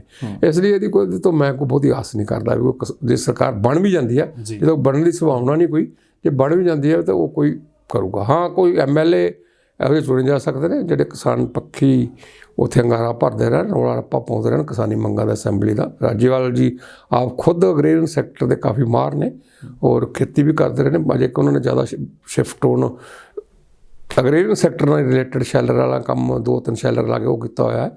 ਪਰ ਉਹ ਇਸ ਤਰ੍ਹਾਂ ਦੇ ਕੁਛ ਸਾਡੇ ਹੈ ਨੇ ਬੰਦੇ, ਜੇ ਉਹ ਚਲੇ ਜਾਣ ਤਾਂ ਉਹ ਉੱਥੇ ਆਪਦਾ ਰੌਲਾ ਰੱਪਾ ਪਾ ਸਕਦੇ ਨੇ ਮੰਗਾਂ ਦਾ। ਅਤੇ ਫਿਰ ਪੰਜਾਬ ਨੂੰ ਕਿੱਥੇ ਕੁ ਦੇਖੀਏ? ਅੰਦੋਲਨ ਤੋਂ ਉਮੀਦ ਤਾਂ ਲੋਕ ਲਾਈ ਬੈਠੇ ਸੀ ਕਿ ਪੋਲੀਟੀਕਲ ਤੌਰ 'ਤੇ ਚੇਂਜ ਆਊਗਾ, ਅਤੇ ਜੇਕਰ ਲੱਗਦਾ ਕਿ ਕਿਸਾਨ ਵੀ ਨਹੀਂ ਲੈ ਕੇ ਆਉਣਗੇ, ਆਮ ਆਦਮੀ ਪਾਰਟੀ ਦਾ ਵੀ ਤੁਸੀਂ ਜ਼ਿਕਰ ਕਰਤਾ, ਤਾਂ ਫਿਰ ਪੰਜਾਬ ਨੂੰ ਕਿਹਦੇ ਭਰੋਸੇ ਛੱਡੋਗੇ? ਦੇਖੋ ਜੀ, ਪੰਜਾਬ ਇਸ ਵੇਲੇ ਚੁਰਾਹੇ 'ਤੇ ਆ। ਪੰਜਾਬ ਦੇ ਸਰਕਾਰ ਦੇ ਸਿਰ ਤਾਂ ਜਿਹੜਾ ਕਰਜ਼ਾ ਹੈਗਾ, ਉਹਦੀ ਮੈਂ ਗੱਲ ਨਾ ਵੀ ਕਰਾਂ ਤਾਂ ਘੱਟੋ ਘੱਟ ਪੰਜਾਬ ਦੇ ਕਿਸਾਨਾਂ ਦੇ, ਖੇਤ ਮਜ਼ਦੂਰਾਂ ਦੇ ਸਿਰ ਹੀ 150 ਲੱਖ ਕਰੋੜ ਰੁਪਇਆ ਕਰਜ਼ਾ ਹੈ। ਇਹ ਪੰਜਾਬ, ਮੈਂ ਨਹੀਂ ਕਹਿੰਦਾ, ਪੰਜਾਬ ਐਗਰੀਕਲਚਰ ਯੂਨੀਵਰਸਿਟੀ ਦੇ ਅੰਕੜੇ ਕਹਿੰਦੇ ਨੇ ਜੀ, ਉਹ Punjab agriculture university economics department ਕਹਿੰਦੇ ਨੇ। ਇਸ ਲਈ ਪੰਜਾਬ ਦੇ ਖੇਤੀ ਸੈਕਟਰ ਨਾਲ ਸੰਬੰਧਿਤ ਖੇਤ ਮਜ਼ਦੂਰਾਂ, ਕਿਸਾਨਾਂ ਦੀਆਂ ਜਥੇਬੰਦੀਆਂ ਨੂੰ ਸਾਂਝੇ ਤੌਰ 'ਤੇ ਇਹ ਕਰਜ਼ੇ ਤੋਂ ਮੁਕਤੀ ਕਰਾਉਣ ਲਈ ਪੱਕੇ ਤੌਰ 'ਤੇ ਕਰਜ਼ਾ ਖਤਮ ਹੋਵੇ, ਅੱਗੇ ਤੋਂ ਫਸਲਾਂ ਦੇ ਵਾਜਬ ਤੇ ਲਾਹੇਵੰਦ ਭਾਅ ਮਿਲਣ ਸਵਾਮੀਨਾਥਨ ਕਮਿਸ਼ਨ ਮੁਤਾਬਕ, ਔਰ ਸਰਕਾਰੀ ਖਰੀਦ ਦੀ ਗਰੰਟੀ ਹੋਵੇ, ਦਾਣਾ ਦਾਣਾ ਚੱਕਿਆ ਜਾਵੇ। ਇਹਦੇ ਲਈ ਸਟਰਗਲ ਕਰਨ ਤੋਂ ਬਿਨਾਂ ਕੋਈ ਵੀ ਸੈਕਟਰ ਪੰਜਾਬ ਦਾ ਠੀਕ ਨਹੀਂ ਹੋ ਸਕਦਾ। ਉਹ ਕੋਈ ਸਿੱਧੂ ਨਹੀਂ ਕਰ ਸਕਦਾ, ਕੋਈ ਕੇਜਰੀਵਾਲ ਨਹੀਂ ਕਰ ਸਕਦਾ, ਕੋਈ ਚੰਨੀ ਨਹੀਂ ਕਰ ਸਕਦਾ, ਕੋਈ ਰਾਜੇਵਾਲ ਨਹੀਂ ਕਰ ਸਕਦਾ, ਕੋਈ ਨਹੀਂ ਕਰ ਸਕਦਾ। ਇਹਦੇ ਲਈ ਇੱਕ ਸੰਘਰਸ਼ ਦੀ ਲੋੜ ਪਏਗੀ, ਜਿਹਦੇ ਅੱਗੇ ਜਿੱਦ ਨੂੰ ਚੁਕਾਉਣ ਲਈ ਬਹੁਤ ਜ਼ਿਆਦਾ ਤਿੱਖਾ ਅਤੇ ਲੰਮਾ ਸੰਘਰਸ਼ ਕਰਨਾ ਪਵੇਗਾ, ਕਿਉਂਕਿ ਉਸ ਸੰਘਰਸ਼ ਨੂੰ ਕਿਹਨਾਂ ਨਾਲ ਕਰਨਾ ਸੀ? ਵਿਸ਼ਵ ਵਪਾਰ ਸੰਸਥਾ ਨਾਲ ਕਰਨਾ, ਜਿਹਦੇ ਅੱਗੇ ਅਤੇ ਉਹਨਾਂ ਮਤਲਬ ਕਾਰਪੋਰੇਟ ਘਰਾਣਿਆਂ ਨਾਲ ਕਰਨਾ, ਜਿਨ੍ਹਾਂ ਨਾਲ ਬਹੁਤ ਗੂੜ੍ਹੀ ਰਿਸ਼ਤੇਦਾਰੀ ਆ, ਬਹੁਤ ਗੂੜ੍ਹੀ ਗੰਢ ਪੈ ਚੁੱਕੀ ਆ ਭਾਰਤ ਦੀ ਸੈਂਟਰ ਗੌਰਮੈਂਟ ਦੇ ਹਾਕਮਾਂ ਦੀ। ਪਰ ਕਹਿੰਦੇ ਕਈ ਲੋਕ ਸੋਸ਼ਲ ਮੀਡੀਆ 'ਤੇ ਵੀ ਸਵਾਲ ਕਰਦੇ ਨੇ ਕਿ ਕਿਸਾਨ ਆਗੂਆਂ ਨੇ ਲੜਾਈ ਤਾਂ ਵੱਡੀ ਲੜੀ ਸੀ, ਐਡੇ ਹੁਕਮਰਾਨ ਨੂੰ ਹਰਾਉਣਾ ਕਿਤੇ ਸੌਖੀ ਗੱਲ ਨਹੀਂ ਹੈਗੀ। ਵੀ ਜੇਕਰ ਪੋਲੀਟੀਕਲ ਚੇਂਜ ਦੀ ਗੱਲ ਕਰ ਰਹੇ ਸੀ ਬਲਵੀਰ ਸਿੰਘ ਰਾਜੇਵਾਲ ਜਾਂ ਹੋਰ ਕਿਸਾਨ ਆਗੂ, ਫਿਰ ਕਿਉਂ ਨਾ ਇਸ ਨੂੰ ਪੂਰੇ ਬਿਰਤਾਂਤ ਨੂੰ ਦੇਸ਼ ਲੈਵਲ 'ਤੇ ਸਿਰਜਿਆ ਜਾਂਦਾ, ਨਾ ਕਿ ਇੱਕ ਸੂਬੇ ਤੋਂ ਸ਼ੁਰੂ ਕੀਤਾ ਜਾਂਦਾ? ਕਿ ਕਾਹਲ ਕਰ ਗਏ, ਕਿ ਸੱਚਮੁੱਚ ਕਾਹਲ ਕਰ ਗਏ? ਦੇਖੋ ਜੀ, ਇਹਦੇ 'ਚ ਕੋਈ ਗੱਲ ਨਹੀਂ। ਜਿਹੜੀ ਇਹ ਲੜਾਈ ਆ, ਇਹ ਕਿਸਾਨੀ ਦੀ ਹਾਲਤ ਪੰਜਾਬ 'ਚ ਮਾੜੀ ਆ, ਪਰ ਹੋਰ ਕਈ ਸੂਬਿਆਂ 'ਚ ਇਸ ਤੋਂ ਵੀ ਜ਼ਿਆਦਾ ਮਾੜੀ ਆ। ਉੱਥੋਂ ਦੇ ਕਿਸਾਨਾਂ ਨਾਲ, ਉਸਦੇ ਕਿਸਾਨ ਜਥੇਬੰਦੀਆਂ ਨਾਲ ਤਾਲਮੇਲ ਕਰਕੇ ਇਹਨੂੰ ਹੋਰ ਵਿਸ਼ਾਲ ਕਰਨਾ ਚਾਹੀਦਾ ਸੀ। ਕਾਫੀ ਵਿਸ਼ਾਲ ਹੋਇਆ ਔਰ ਕਾਫੀ ਵੱਡੀ ਜਿੱਤ ਵੀ ਹੋਈ ਆ, ਇਤਿਹਾਸਕ ਵੀ ਹੋਇਆ ਹੈ। ਲੋਕਾਂ ਨੇ ਇਹਦੇ 'ਚ ਬਹੁਤ ਹੀ ਇਮਾਨਦਾਰੀ ਨਾਲ ਅਤੇ ਬਹੁਤ ਹੀ ਹਿੰਮਤ ਨਾਲ ਅਤੇ ਬਹੁਤ ਹੀ ਦ੍ਰਿੜ ਇਰਾਦੇ ਨਾਲ ਭਾਗ ਲਿਆ। ਅਸੀਂ ਉਹਨਾਂ ਦੇ ਧੰਨਵਾਦੀ ਵੀ ਹਾਂ। ਜੇ ਕਿਸੇ ਤੋਂ 4 ਨੇ ਮੰਗੇ ਨੇ ਤਾਂ ਉਹਨੇ 14 ਨੇ ਦੇਣ ਦੀ ਪੇਸ਼ਕਸ਼ ਕੀਤੀ ਆ, ਚਾਹੇ ਕੋਈ ਦੇਸ਼ 'ਚ ਹੈ, ਕੋਈ ਵਿਦੇਸ਼ 'ਚ ਹੈ, ਚਾਹੇ ਪਿੰਡ 'ਚ ਹੈ। ਜੇ ਕਿਤੇ 10 ਬੰਦੇ ਦੀ ਡਿਮਾਂਡ ਕੀਤੀ ਹੈ, ਉੱਥੇ 20 ਬੰਦੇ ਗਏ ਨੇ। ਜੇ ਕਿਤੇ ਔਰਤਾਂ ਘੱਟ ਗਈਆਂ ਤਾਂ ਉੱਥੇ ਜਾਂਦੀਆਂ ਰਹੀਆਂ ਨੇ। ਇਸ ਨੂੰ ਹੋਰ ਵਿਸ਼ਾਲ ਕੀਤਾ ਜਾ ਸਕਦਾ ਸੀ, ਪਰ ਸਾਡਾ ਜਿਹੜਾ ਇੱਕ ਦੇਸ਼ ਹੈ, ਇੱਕ ਮਹਾਂਦੇਸ਼ ਆ। ਇੱਥੇ ਅਲੱਗ-ਅਲੱਗ ਤਰ੍ਹਾਂ ਦੀਆਂ ਕੌਮੀਅਤਾਂ ਨੇ। ਕਿਤੇ ਕੋਈ ਫਸਲ ਹੁੰਦੀ ਹੈ, ਕਿਤੇ ਕੋਈ ਜੰਗਲੀ ਏਰੀਆ, ਕੋਈ ਕਿਸੇ ਏਰੀਏ ਦਾ। ਇਸ ਕੰਮ ਲਈ ਅਜੇ ਸਮਾਂ ਲੱਗੂਗਾ, ਪਰ ਇਹ ਜਿਹੜੀ ਸੰਯੁਕਤ ਕਿਸਾਨ ਮੋਰਚਾ ਬਣਿਆ, ਇਹ ਕੋਈ ਬਾਈ ਚਾਂਸ ਨਹੀਂ ਬਣਿਆ। ਇਹਦੀ ਜਿਹੜੀ ਪਿਛੋਕੜ ਹੈ, ਇੱਕ ਵੱਡੇ ਰਿਵਿਊ ਦਾ ਭਾਵੇਂ ਮਾਮਲਾ ਹੈ। ਕੁੱਲ ਹਿੰਦ ਕਿਸਾਨ ਸੰਘਰਸ਼ ਤਾਲਮੇਲ ਕਮੇਟੀ, ਜਿਹਦਾ ਮੈਂ ਵਰਕਿੰਗ ਗਰੁੱਪ ਮੈਂਬਰ ਵੀ ਹਾਂ, ਉਹਦੇ ਵਿੱਚ 200-250 ਜਥੇਬੰਦੀਆਂ ਪਹਿਲਾਂ ਤੋਂ ਹੀ ਉਹਦੇ ਵਿੱਚ ਸਨ। ਉਹਨਾਂ 200-250 ਜਥੇਬੰਦੀਆਂ ਦੀ ਸੱਦੇ 'ਤੇ ਰਕਾਬਗੰਜ ਗੁਰਦੁਆਰੇ 'ਚ 3 ਨਵੰਬਰ ਨੂੰ ਜਥੇਬੰਦੀਆਂ ਪਹੁੰਚੀਆਂ, 300 ਕੁਛ, ਜਿਨ੍ਹਾਂ ਨੇ 5 ਮੈਂਬਰੀ ਕਮੇਟੀ ਚੁਣੀ। ਇੱਕ ਹੋਰ ਕਿਸਾਨ ਮਹਾਂਸੰਘ ਸੀ, ਉਹਨਾਂ ਦੀਆਂ 43 ਜਥੇਬੰਦੀਆਂ 3 ਦਿਨ ਬਾਅਦ ਆਈਆਂ। ਉਹਨਾਂ ਨੇ ਉਦੋਂ ਨਹੀਂ ਡਿਮਾਂਡ ਕਰ ਲਈ ਸੀ, ਤਾਂ ਉਹਨਾਂ ਦੇ 2 ਨਏ ਨੁਮਾਇੰਦੇ, 2 ਬਾਅਦ 'ਚ ਅਗਰਾਹਾਂ ਵਾਲੇ ਬਰਾਬਰ ਪੈਰ ਰਹਿ ਕੇ ਪਰ ਉਹ ਹਿੱਸਾ ਨਾ ਬਣ ਕੇ ਇੱਕ ਅਗਰਾਹਾਂ ਵਾਲਿਆਂ ਦਾ ਸਪੈਸ਼ਲ ਕਮੇਟੀ ਲਿਆ, ਇੱਕ ਟਕੈਤ ਹੋਣੀ ਬਾਅਦ 'ਚ, ਇੱਕ ਉਹਨਾਂ ਦਾ। ਇਸ ਦੇ 9 ਮੈਂਬਰੀ ਕਮੇਟੀ ਬਣਾਈ ਗਈ। ਇਸ ਤਰ੍ਹਾਂ ਮਤਲਬ ਸੰਯੁਕਤ ਕਿਸਾਨ ਮੋਰਚਾ ਹੋਂਦ 'ਚ ਆਇਆ, ਔਰ ਇਹ ਸੰਯੁਕਤ ਕਿਸਾਨ ਮੋਰਚਾ ਸਿਮਟ ਕੇ ਰਹਿ ਗਿਆ ਹਰਿਆਣਾ, ਪੰਜਾਬ, ਰਾਜਸਥਾਨ ਦਾ ਇੱਕ ਹਿੱਸਾ ਤੇ ਈਸਟ ਯੂਪੀ ਦਾ ਪ੍ਰੈਕਟੀਕਲੀ। ਅਜੇ ਕਿ ਉਹਦੇ 'ਚ ਪਾਰਟੀਸਪੇਸ਼ਨ ਅਸੀਂ ਕਹਿੰਦੇ ਵੀ ਤਮਿਲਨਾਡੂ ਤੋਂ ਲੈ ਕੇ ਹਰ ਸੂਬਿਆਂ ਦੀ ਹੋਈ ਆ, 100 ਦੀ, 200 ਦੀ, 400 ਦੀ। ਉਹ ਪਾਰਟੀਸਪੇਸ਼ਨ ਦੀ ਬਜਾਏ ਉਹ ਇੱਕ ਲੜਾਈ 'ਚ ਸ਼ਾਮਲ ਹੁੰਦਾ। ਉਹਨਾਂ ਨੇ ਆਪਦਿਆਂ ਬੰਗਲੌਰ ਜਾਂ ਮਤਲਬ ਮਦਰਾਸ ਦੇ ਵਿੱਚ ਕੁਝ ਥਾਵਾਂ 'ਤੇ ਉਹਨਾਂ ਨੇ ਆਪਦੇ ਡੈਮੋਸਟ੍ਰੇਸ਼ਨ ਵਗੈਰਾ ਸ਼ੁਰੂ ਕਰ ਦਿੱਤੇ ਸਨ। ਇਹਨਾਂ ਨੂੰ ਹੋਰ ਕਰਨਾ ਚਾਹੀਦਾ ਸੀ, ਤਾਂ ਜੋ ਇਹ ਇੱਕ ਸਿਵਲ ਸੁਸਾਇਟੀ ਦੀ ਲੜਾਈ ਲੜੀ ਜਾਂਦੀ ਅਤੇ ਥੋੜ੍ਹੀ ਜਿਹੀ ਮਤਲਬ ਨੁਹਾਰ ਜਿਹੜੀ ਆ ਹਰ ਐਸਪੈਕਟ ਤੋਂ ਉਹ ਦੇਸ਼ ਦੇ ਉਹਨਾਂ ਲੋਕਾਂ ਦੀ ਜਿਹੜੇ ਕਾਮੇ ਨੇ, ਕਿਰਤ ਨੇ, ਕਮਾਉਂਦੇ ਨੇ ਔਰ ਭੁੱਖੇ ਸੌਂਦੇ ਨੇ, ਜਿਹਨਾਂ ਨੂੰ ਲੋੜ ਆ, ਬੇਰੁਜ਼ਗਾਰ ਨੇ, ਰੁਜ਼ਗਾਰ ਨੇ, ਉਹਨਾਂ ਸਾਰਿਆਂ ਨੂੰ ਸ਼ਾਮਲ ਕਰਕੇ ਇੱਕ ਵੱਡੀ ਲੜਾਈ ਦੀ ਲੋੜ ਹੈ। ਔਰ ਮੈਨੂੰ ਲੱਗਦਾ ਹੈ ਵੀ ਜਿੱਥੇ ਅਸੀਂ ਇਹ ਗੱਲ ਕਹਿੰਦੇ ਅਸੀਂ ਇਤਿਹਾਸਕ ਲੜਾਈ ਲੜੀ ਆ, ਉੱਥੇ ਦੂਜੀ ਗੱਲ ਇਹ ਵੀ ਆ ਵੀ ਜਿਹੜੀ ਅਗਲੀ ਲੜਾਈ ਆ ਉਹ ਇਸ ਤਰ੍ਹਾਂ ਦੀ ਲੜਾਈ ਹੋਊਗੀ ਜਿਹਦੇ 'ਚ ਹਰ ਪੀੜਤ ਬੰਦਾ ਸ਼ਾਮਲ ਹੋਊਗਾ, ਔਰ ਉਹ ਇਸ ਨਾਲ ਵੀ ਵੱਡਾ ਇਤਿਹਾਸ ਹੋਊਗਾ। ਜਗਮੋਹਨ ਜੀ, ਖੇਤੀਬਾੜੀ ਮੰਤਰੀ ਨਰਿੰਦਰ ਤੋਮਰ, ਪਹਿਲਾਂ ਤਾਂ 1-2 ਉਹਨਾਂ ਦੇ ਬਿਆਨ ਆਏ, ਉਹ ਕਹਿੰਦੇ ਕਿ ਇਲੈਕਸ਼ਨ ਕਰਕੇ 3 ਖੇਤੀ ਕਾਨੂੰਨ ਵਾਪਸ ਲੈ ਕੇ ਆਵਾਂਗੇ। ਇਹ ਗੱਲ ਬੁੱਧੀਜੀਵੀ ਜਾਂ ਹੋਰ ਆਗੂ ਕਹਿੰਦੇ ਸੀ ਕਿ ਇਲੈਕਸ਼ਨ ਕਰਕੇ ਕਾਨੂੰਨ ਵਾਪਸ ਲਏ ਨੇ। ਖੇਤੀਬਾੜੀ ਮੰਤਰੀ ਦਾ ਇੱਕ ਦਿਨ ਬਿਆਨ ਛਪਿਆ ਸੀਗੇ 3 ਖੇਤੀ ਕਾਨੂੰਨ ਅਸੀਂ ਫਿਰ ਵਾਪਸ ਲੈ ਕੇ ਆਵਾਂਗੇ। ਉਸ ਤੋਂ ਬਾਅਦ ਬੀਤੇ ਕੱਲ੍ਹ ਉਹਨਾਂ ਦਾ ਬਿਆਨ ਆਇਆ, ਉਹ ਕਹਿੰਦੇ ਇਹੋ ਜਿਹਾ ਕੁਛ ਨਹੀਂ ਹੈ। ਸੰਸਦ ਦੇ ਵਿੱਚ ਬੋਲਿਆ ਉਹਨਾਂ ਨੇ, ਅਸੀਂ 3 ਖੇਤੀ ਕਾਨੂੰਨ ਵਾਪਸ ਨਹੀਂ ਲੈ ਕੇ ਆਵਾਂਗੇ। ਇਹਦੇ ਕਿਸ ਪ੍ਰਸੰਗ ਦੇ ਵਿੱਚ ਇਹ ਬਿਆਨ ਦਿੱਤੇ ਜਾ ਰਹੇ ਨੇ ਜਦੋਂ 3 ਖੇਤੀ ਕਾਨੂੰਨ ਵਾਪਸ ਹੋ ਚੁੱਕੇ ਨੇ? ਉਸ ਤੋਂ ਬਾਅਦ ਖੇਤੀਬਾੜੀ ਮੰਤਰੀ ਦਾ ਵਾਰ-ਵਾਰ ਇਹ ਗੱਲ ਕਹਿਣਾ ਲੈ ਕੇ ਆਵਾਂਗੇ, ਫਿਰ ਕਹਿਣਾ ਨਹੀਂ ਲੈ ਕੇ ਆਵਾਂਗੇ। ਜਦੋਂ ਕੋਈ ਸਵਾਲ ਅੱਗੇ ਤੋਂ ਨਹੀਂ ਹੋ ਰਿਹਾ, ਉਹ ਫਿਰ ਕੀ ਸਮਝਾਉਣਾ ਚਾਹੁੰਦੇ ਨੇ, ਕੀ ਸੁਨੇਹਾ ਦੇਣਾ ਚਾਹੁੰਦੇ ਨੇ? ਦੇਖੋ ਜੀ, ਬੜੀ ਸਪਸ਼ਟ ਗੱਲ ਆ ਇਹ। ਮਤਲਬ ਇੱਕ ਹਿਸਾਬ ਨਾਲ ਉਸ ਕਾਰਪੋਰੇਟ ਘਰਾਣੇ ਜਿਹਨੂੰ ਤਕਲੀਫ ਹੋਈ ਹੈ ਕਾਨੂੰਨ ਵਾਪਸ ਹੋਣ ਦੀ, ਉਹਨਾਂ ਦੇ ਪਿਛਲੱਗ ਨੇ ਔਰ ਉਹਨਾਂ ਦਾ ਇਹ ਪ੍ਰੈਸ਼ਰ ਆ, ਉਹਦੇ ਪ੍ਰੈਸ਼ਰ ਦੀ ਨਾਲ ਆਪਣੀਆਂ ਸਟੇਟਮੈਂਟਾਂ ਬਦਲਦੇ ਰਹਿੰਦੇ ਨੇ। ਔਰ ਸਾਨੂੰ ਤਾਂ ਇਹ ਸ਼ੱਕ ਆ ਵੀ ਇਹਨਾਂ ਨਾਵਾਂ ਦੇ ਕਾਨੂੰਨ ਨਾ ਆਉਣ, ਪਰ ਇਹਨਾਂ ਕਾਨੂੰਨਾਂ ਵਿੱਚ ਪਾਲਿਸੀਆਂ ਨੇ ਉਹਨੂੰ ਕਿਸੇ ਨਾ ਕਿਸੇ ਟੇਢੇ ਮੇਢੇ ਢੰਗ ਨਾਲ ਇਹ ਥੋੜ੍ਹਾ ਬਹੁਤਾ ਲਾਗੂ ਕਰਦੇ ਰਹਿਣਗੇ। ਇਸ ਵਾਰੀ ਬਜਟ ਦੇ ਵਿੱਚ ਵੀ MSP ਦੇ ਪੈਸਾ ਪਿਛਲੇ ਸਾਲ ਨਾਲੋਂ ਕੱਟ ਰੱਖਿਆ ਹੈ। ਇਸ ਵਾਰੀ ਬਜਟ ਦੇ ਵਿੱਚ ਵੀ ਜਿਹੜੀ ਉੱਥੇ ਸ਼ਰਤਾਂ ਸਨ, ਜਿਹੜੀ ਮੈਂ ਗੱਲ ਕਰ ਰਿਹਾ ਸੀ ਵੀ ਇੰਡੋਨੇਸ਼ੀਆ ਦੇ ਕੰਟਰੀ ਦੇ ਵਿੱਚ ਜਿਹੜੀ ਵਰਲਡ ਬੈਂਕ ਦੀ ਸਾਰੇ ਦੇਸ਼, ਜਿੱਥੇ ਭਾਰਤ ਦਾ ਕਾਂਗਰਸ ਦਾ ਮੰਤਰੀ ਜਿਹੜਾ ਸੀ ਉਹ ਸਾਈਨ ਕਰਕੇ ਆਇਆ ਸੀ, ਜਿਹੜਾ ਕਮਰਸ ਮਿਨਿਸਟਰ ਸੀ ਕਮਲਨਾਥ, ਵੀ ਅਸੀਂ ਲਾਗੂ ਕਰਾਂਗੇ ਆਉਣ ਵਾਲੇ ਸਾਲਾਂ ਦੇ ਵਿੱਚ। ਉਹਦੇ ਅਨੁਸਾਰ ਇਹਨਾਂ ਨੇ ਸਬਸਿਡੀਆਂ ਖੁਰਾਕ ਖਾਦ 'ਤੇ ਦੇਣੀ, ਜਿਹੜੀ ਗਰੀਬ ਲੋਕਾਂ ਨੂੰ ਅਨਾਜ ਵੰਡਣਾ, ਉਹ 'ਤੇ ਸਬਸਿਡੀ ਵੀ ਘਟਾਈ ਆ, ਖਾਦ 'ਤੇ ਫਰਟੀਲਾਈਜ਼ਰ 'ਤੇ ਸਬਸਿਡੀ ਵੀ ਘਟਾਈ ਆ ਇਸ ਬਜਟ 'ਚ ਵੀ। ਇਸ ਲਈ ਟੇਢੇ ਮੇਢੇ ਢੰਗ ਨਾਲ ਇਸ ਕਾਨੂੰਨਾਂ ਦੇ ਵਿੱਚ ਜਿਹੜੀਆਂ ਨੀਤੀਆਂ ਨੇ ਕਿਸਾਨ ਵਿਰੋਧੀ, ਲੋਕ ਵਿਰੋਧੀ, ਉਹਨਾਂ ਨੂੰ ਕਿਸੇ ਨਾ ਕਿਸੇ ਢੰਗ ਨਾਲ ਲਾਗੂ ਕਰਨ ਦੀ ਕੋਸ਼ਿਸ਼ ਕਰਦੇ ਰਹਿਣਗੇ। ਸਾਡਾ ਫਰਜ਼ ਇਹ ਬਣਦਾ ਹੈ ਖੇਤੀ ਖੇਤਰ ਨਾਲ ਸੰਬੰਧਿਤ ਬੁੱਧੀਜੀਵੀਆਂ ਦਾ, ਕਿਸਾਨ ਆਗੂਆਂ ਦਾ, ਇਹ 'ਤੇ ਤਿੱਖੀ ਨਜ਼ਰ ਰੱਖੀ ਜਾਵੇ ਔਰ ਨਾਲ ਦੀ ਨਾਲ ਆਲੋਚਨਾ ਕੀਤੀ ਜਾਵੇ, ਨਹੀਂ ਤਾਂ ਸੰਘਰਸ਼ ਵਿੱਢੇ ਜਾਣ, ਤਾਂ ਜੋ ਇਹ ਦੁਬਾਰਾ ਕੋਈ ਵੱਡਾ ਪਹਾੜ ਨਾ ਗਿਰੇ। ਸਗੋਂ ਜਿਹੜੇ ਗਿਰੇ ਹੋਏ ਪਹਾੜ ਦੇ ਵੱਡਾ ਹਿੱਸਾ ਰਹਿੰਦਾ ਅਜੇ MSP ਨੂੰ ਕਾਨੂੰਨੀ ਮਾਨਤਾ ਦੇਣੀ, ਉਹਦੇ ਲਈ ਅਸੀਂ ਸੰਘਰਸ਼ ਦੇ ਵਿੱਚ ਕੁੱਦੀਏ। ਆਖਰੀ ਸਵਾਲ ਲਗਾਉਂਦਾ ਸਾਹਿਬ, ਤੁਸੀਂ ਇਹ ਸਵਾਲ ਮੰਨ ਲਓ ਕਿ ਤੁਹਾਨੂੰ ਮੈਂ ਇੱਕ ਤੁਸੀਂ ਕਿਸਾਨ ਹੋ, ਜੇਕਰ ਤੁਸੀਂ ਐਜ਼ ਏ ਕਿਸਾਨ ਹੋ ਤਾਂ ਤੁਹਾਨੂੰ ਪੰਜਾਬ ਦੇ ਵਿੱਚੋਂ ਕਿਹੜੀ ਕਿਸਾਨ ਜਥੇਬੰਦੀ ਲੱਗਦਾ ਕਿ ਹਾਂ ਯਾਰ ਆਹ ਜਾਨਦਾਰ ਜੀ ਹੈ? ਮੰਨ ਲਓ ਪਿੰਡਾਂ ਦੇ ਵਿੱਚ ਕਿਸਾਨ ਜੋ ਬੈਠੇ ਹੋਏ ਨੇ ਪਿੰਡਾਂ 'ਚ, ਉਹ ਕੀ ਸੋਚਦੇ ਨੇ, ਤਾਂ ਤੁਹਾਨੂੰ ਕੀ ਲੱਗਦਾ ਵੀ ਆਹ ਜਥੇਬੰਦੀ ਅੱਛੀ ਜਥੇਬੰਦੀ ਹੈ, ਆਹ ਕੰਮ ਕਰ ਰਹੀ ਹੈ, ਇੱਕ ਨਿਊਟਰਲ ਤੌਰ 'ਤੇ? ਦੇਖੋ ਜੀ, ਮੈਨੂੰ ਤਾਂ ਆਪਣੀ ਜਥੇਬੰਦੀ ਸਭ ਤੋਂ ਚੰਗੀ ਲੱਗਦੀ ਹੈ, ਇਸੇ ਕਰਕੇ ਮੈਂ ਇਹਦੇ 'ਚ, ਨਹੀਂ ਤਾਂ ਮੈਨੂੰ ਕੁਛ ਨਿੱਜੀ ਸਵਾਰਥ ਨਹੀਂ ਗਾ, ਮੈਨੂੰ ਇਹਦੇ ਨਾਲ ਕੋਈ ਇਸ ਕਿਸਮ ਦਾ ਲਗਾਓ ਨਹੀਂ ਗਾ। ਅਤੇ ਮੇਰਾ ਨਾਮ ਵੀ ਜਗਮੋਹਨ ਸਿੰਘ ਆ, ਮੈਂ ਫਿਰੋਜ਼ਪੁਰ ਡਿਸਟ੍ਰਿਕਟ ਨੂੰ ਬਿਲੋਂਗ ਕਰਦਾ। ਮੇਰੀ ਮੈਸੇਜ 'ਤੇ ਜੋਬ ਕਰਦੀ ਸੀ ਤਾਂ ਇੱਥੇ ਰਹਿਣ ਲੱਗ ਪਿਆ। ਇੱਥੇ ਮੈਂ ਸੇਵਾ 'ਚ ਲੱਗ ਗਿਆ, 35-40 ਸਾਲ ਹੋ ਗਏ ਸੇਵਾ ਕਰਦਿਆਂ ਨੂੰ। ਡਕੌਂਦਾ ਤੁਸੀਂ ਕਹਿ ਤਾ ਠੀਕ ਹੈ, ਕੋਈ BKU ਡਕੌਂਦਾ ਹੈ। ਡਕੌਂਦੇ ਤਾਂ ਸਾਡੇ ਮਰਹੂਮ ਆਗੂ ਪ੍ਰਧਾਨ ਸਨ ਬਲਕਾਰ ਸਿੰਘ ਡਕੌਂਦਾ, ਉਹਦੀ ਡੈਥ ਹੋ ਗਈ ਸੀ, ਉਹਨਾਂ ਨੂੰ ਅਸੀਂ ਸ਼ਰਧਾਂਜਲੀ ਦੇ ਰੂਪ 'ਚ BKU ਡਕੌਂਦਾ ਨਾਂ ਰੱਖਿਆ। ਤਾਂ ਮੈਨੂੰ ਇਹ ਜਥੇਬੰਦੀ ਨਾਲ ਐ ਨਹੀਂ ਗਾ ਵੀ ਮੈਂ ਡਕਾਉਂਦਾ ਅਤੇ ਮੇਰੇ ਨਾਂ 'ਤੇ ਜਥੇਬੰਦੀ ਹੈ, ਅਤੇ ਜਿਵੇਂ ਲੱਖੋਵਾਲ ਦੇ ਨਾਂ 'ਤੇ ਲੱਖੋਵਾਲ ਜਥੇਬੰਦੀ 'ਚ ਹੀ ਰਹਿਣਾ, ਮੈਨੂੰ ਉਹ ਗੱਲ ਨਹੀਂ ਗੀ। ਮੈਨੂੰ ਤਾਂ ਜਿਹੜੀ ਚੰਗੀ ਲੱਗੂਗੀ, ਅੱਜ ਨਹੀਂ ਕੱਲ੍ਹ ਵੀ ਜੇ ਮੈਨੂੰ ਕੋਈ ਹੋਰ ਚੰਗੀ ਲੱਗੇਗੀ ਤਾਂ ਇਹ ਮੈਂ ਛੱਡ ਕੇ ਉਹਦੇ 'ਚ ਚਲਾ ਜਾਊਂਗਾ। ਕਦੇ ਸੋਚਿਆ ਸੀ ਤੁਸੀਂ ਕਿ ਐਡਾ ਵੱਡਾ ਅੰਦੋਲਨ ਹੋਊਗਾ? ਤੁਸੀਂ ਦੱਸਿਆ ਕਿ 30 ਸਾਲ ਹੋ ਗਏ ਤੁਹਾਨੂੰ ਲੋਕ ਸੇਵਾ 'ਚ ਕਿਸਾਨਾਂ ਦੁਆਰਾ, ਕਿਸਾਨ ਜਥੇਬੰਦੀ ਦੁਆਰਾ, ਅਤੇ ਕਦੇ ਸੋਚਿਆ ਸੀ ਕਿ ਅੰਦੋਲਨ? ਨਹੀਂ, ਦੇਖੋ ਮੈਂ WTO ਦੇ ਇੰਟਰਨੈਸ਼ਨਲ ਲੈਵਲ 'ਤੇ ਬਾਹਰਲੇ ਯੂਰਪੀਅਨ ਕੰਟਰੀਆਂ 'ਚ ਵੀ ਜਾ ਕੇ ਆਇਆ। ਮਤਲਬ ਅਸੀਂ ਹੈਦਰਾਬਾਦ ਵੀ ਬਹੁਤ ਵੱਡੇ ਵੱਡੇ ਸੰਮੇਲਨ ਕੀਤੇ ਨੇ, ਪਰ ਉਹ ਜਿਹੜੇ ਸਨ 1 ਦਿਨ 2 ਦਿਨ 4 ਦਿਨ 5 ਦਿਨ ਹਫ਼ਤੇ ਦੇ, ਇਸ ਤੋਂ ਬਾਅਦ ਵੀ ਅਣਮਿੱਥੇ ਸਮੇਂ ਲਈ ਔਰ ਇਸ ਜੁਝਾਰੂ ਢੰਗ ਨਾਲ ਵੀ ਸਾਨੂੰ ਆਖਰਕਾਰ ਸਾਨੂੰ ਤੁਹਾਡੇ TV ਚੈਨਲ ਅੱਗੇ ਪੱਤਰਕਾਰ ਸਮੂਹ ਅੱਗੇ ਮਤਲਬ ਇਹ ਸਾਨੂੰ ਅਸੀਂ ਦੇਣੀਆਂ ਸ਼ੁਰੂ ਕਰਤੀਆਂ ਸਨ ਪਿਛਲੇ 5-6 ਮਹੀਨਿਆਂ ਤੋਂ, ਵੀ ਜਿਸ ਤਰ੍ਹਾਂ ਦੀ ਲੋਕਾਂ ਨੇ ਸਾਨੂੰ ਮਤਲਬ ਹੁੰਗਾਰਾ ਦਿੱਤਾ ਹੈ, ਉਹਦੇ ਤੋਂ ਸਾਡਾ ਤਾਂ ਇੱਕੋ ਹੀ ਫਰਜ਼ ਬਣਦਾ ਵੀ ਜੇ ਅਸੀਂ ਇੱਥੋਂ ਜਾਈਏ, ਜਿੱਤ ਕੇ ਜਾਈਏ, ਅਸੀਂ ਜਿੱਤ ਦਾ ਝੰਡਾ ਲੈ ਕੇ ਜਾਵਾਂਗੇ, ਜਾਂ ਫਿਰ ਇਹ ਸਾਡਾ ਜਿਹੜਾ ਝੰਡਾ ਹੈ ਇਹ ਸਾਡੇ ਸਰੀਰ ਦੇ ਉੱਤੇ ਪਿਆ ਹੋਊਗਾ, ਇਹ ਸਾਨੂੰ ਗੋਲੀ ਵੱਜੇਗੀ ਜਾਂ ਅਸੀਂ ਜੇਲ੍ਹ 'ਚ ਜਾਵਾਂਗੇ। ਗੱਲ ਦੱਸੋ, ਜਦੋਂ ਦਿੱਲੀ ਗਏ ਸੀ 26 ਨਵੰਬਰ ਨੂੰ, ਉੱਥੇ ਪਹੁੰਚੇ ਸੀ, ਉਦੋਂ ਮਨ ਦੇ ਵਿੱਚ ਕੀ ਸੀ? ਉਦੋਂ ਦੇਖੋ, ਕਿਉਂਕਿ ਸਟਰਕਚਰ ਖੜਾ ਨਹੀਂ ਸੀ ਉਦੋਂ ਹੋਇਆ। ਦੇਖੋ ਉਦੋਂ ਅਸੀਂ ਕਈ ਤਰ੍ਹਾਂ ਦੀਆਂ ਮਾਨਸਿਕ ਸਮੱਸਿਆਵਾਂ ਸਾਂ।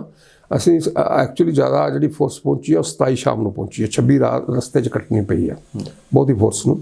ਕੁਛ 26 ਨੂੰ ਚਲੇ ਗਏ, ਪਰ ਬਹੁਤੇ 27 ਨੂੰ ਗਏ। ਤਾਂ 27 ਨੂੰ ਕਹਿੰਦੇ ਉਹਨਾਂ ਨੇ ਇੱਕ ਨਿਰੰਕਾਰੀ ਭਵਨ ਹੈ ਵੱਡਾ, ਉਹ ਸ਼ਾਇਦ ਉਹ ਗੌਰਮੈਂਟ ਨੇ ਆਕੂਪਾਈਡ ਕਰ ਲਿਆ, ਉਹਦੇ ਲਈ ਥਾਂ ਰੱਖੀ ਹੋਈ ਸੀ, ਉਹ ਤਕਰੀਬਨ ਖੁੱਲ੍ਹੀ ਜਿਹੀ ਹੈ। ਉਹ 'ਚ ਸੋਚ ਸਮਝ ਕੇ ਘੱਟ ਗਿਣਤੀ ਬਹੁ ਗਿਣਤੀ ਨੇ ਫੈਸਲਾ ਕਰ ਲਿਆ ਉੱਥੇ ਜਾਣਾ ਨਹੀਂ। ਸੜਕ 'ਤੇ ਬਹਿ ਗਏ, ਕੋਈ ਟਰਾਲੀ ਦੇ ਕਿਸੇ ਢੰਗ ਨਾਲ ਸੁੱਤਾ ਪਿਆ, ਕੋਈ ਕਾਰ 'ਚ। ਕਿਵੇਂ 26 ਨਵੰਬਰ ਸੀ, ਠੰਡ ਵੀ ਸੀ, ਚਲੋ ਕੰਬਲ ਦੀ ਠੰਡ ਸੀ, ਕੋਈ ਇੰਨੀ ਜ਼ਿਆਦਾ ਰਜਾਈਆਂ ਦੀ ਠੰਡ ਨਹੀਂ ਸੀਗੀ। ਹੌਲੀ ਹੌਲੀ ਸਾਨੂੰ ਐਂ ਲੱਗਣ ਲੱਗ ਪਿਆ ਵੀ ਉਹੀ ਸਾਡਾ ਘਰ ਨੇ, ਉਹੀ ਸਾਡੇ ਉੱਥੇ ਚੁੱਲ੍ਹੇ ਵੀ ਬਣਾ ਲਏ, ਚੌਂਕੇ ਵੀ ਬਣਾ ਲਏ, ਕਮਰੇ ਵੀ ਬਣਾ ਲਏ, ਟੈਂਟ ਵੀ ਬਣਾ ਲਏ। ਲੋਕਾਂ ਨੇ ਵੀ ਬਹੁਤ ਸਪੋਰਟ ਕੀਤੀ। ਜੀ ਬਿਲਕੁਲ। ਡਕੌਂਦਾ ਸਾਹਿਬ ਬਹੁਤ ਬਹੁਤ ਸ਼ੁਕਰੀਆ ਗੱਲਬਾਤ ਦੇ ਲਈ। ਧੰਨਵਾਦ ਜੀ। ਦੋਸਤੋ, ਸਾਡੇ ਨਾਲ ਜੁੜੇ ਹੋਏ ਸੀ ਜਗਮੋਹਨ ਸਿੰਘ ਡਕੌਂਦਾ ਯੂਨੀਅਨ ਦੇ ਜਨਰਲ ਸੈਕਟਰੀ। ਤਮਾਮ ਗੱਲਾਂ ਬਾਤਾਂ ਕੀਤੀਆਂ, ਅੱਜ ਦੇ ਸੰਦਰਭ ਦੇ ਵਿੱਚ ਵੀ ਗੱਲਬਾਤ ਕੀਤੀ, ਕਿਸਾਨੀ ਅੰਦੋਲਨ ਦਿੱਲੀ ਦੀ ਗੱਲਬਾਤ ਵੀ ਕੀਤੀ, BJP ਸਰਕਾਰ ਕੀ ਪੰਜਾਬ ਪਲਾਨ ਲੈ ਕੇ ਚੱਲ ਰਹੀ ਹੈ ਉਸ 'ਤੇ ਵੀ ਗੱਲਬਾਤ ਕੀਤੀ। ਤੁਸੀਂ ਹਰ ਵਾਰ ਦੀ ਤਰ੍ਹਾਂ ਸਾਨੂੰ ਆਪਣਾ ਸੁਝਾਅ ਕਮੈਂਟ ਬਾਕਸ ਦੇ ਵਿੱਚ ਜ਼ਰੂਰ ਭੇਜੋ ਤੇ ਤੁਸੀਂ ਜੁੜੇ ਰਹੋ ਤੁਹਾਡੇ ਆਪਣੇ ਚੈਨਲ ਲੋਕ ਰਾਣਾ ਚੈਨਲ ਪੰਜਾਬੀ ਤੇ। ਧੰਨਵਾਦ।